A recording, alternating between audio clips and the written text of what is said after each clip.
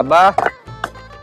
কি ব্যাপার বাজান, তুমি এই জায়গায়? আব্বা, ঈদ তো আয়া পড়লো, বাড়ির সবার জন্য কিছু শপিং করা দরকার। আরে বাজান, তো এইটার জন্য তোর আমার কাছে আসা লাগে? তোর আম্মার কাছে কইলি তো হয়। আমার কাছে কইলে তো হয়, কিন্তু আমি তো আপনার না বললে কখনো কোনো কাজ করি নাই। হ্যাঁ বাজান, আমি তো জানি তুই আমার ছাড়া কোনো কিছু করবি না বলি। আর তোর ভাইটা দেখ, চাকরিও খোঁজে না, কোনো কাজ কামও করে না, টই টই করে সারাদিন শুধু ঘুরে বেড়ায়। আচ্ছা বাবা, ওর কথা বাদ দেন, ওর কথা বলে লাভ নাই। এখন আমি বাজারে যাই, সবার জন্য কিছু কেনাকাটা করে নিয়ে বাড়িতে আসি। আচ্ছা যাও। ঠিক আছে। বড় ছেলেটা অনেক ভালো, কোনো কিছু করলে আমার না বলি কোনো কিছু করে না, কাজ কামও করে। আর ছোট একটা ছেলে আছে, এই শালা চাকরিও খোঁজে না, কাজ কামও করে না, সারাদিন টই টই করে ঘুরে বেড়ায়। কি যে বিপদে আছি ওর নিয়ে, আমার আর ভালো লাগে না। আব্বা। ওই যে আইছে, কি আইছে, কি সমস্যা তোর? আব্বা, সামনে তো ঈদ, আর আমার যা কাপড় ছিল সব তো নষ্ট হয়ে গেছে।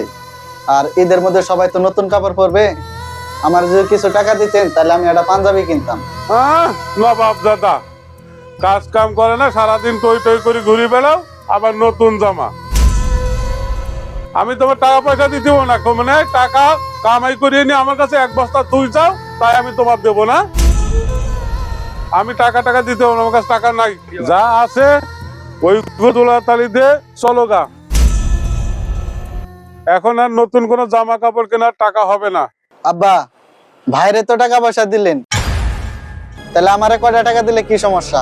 হ্যাঁ, ছোট মুখে বড় বড় কথা। তোর বাইরে দিছি বলি তাই ওরে দেয়া লাগবে? তোর ভাই চাকরি করি টাকা নিয়ে দেয় আমারে, তুই কি করস?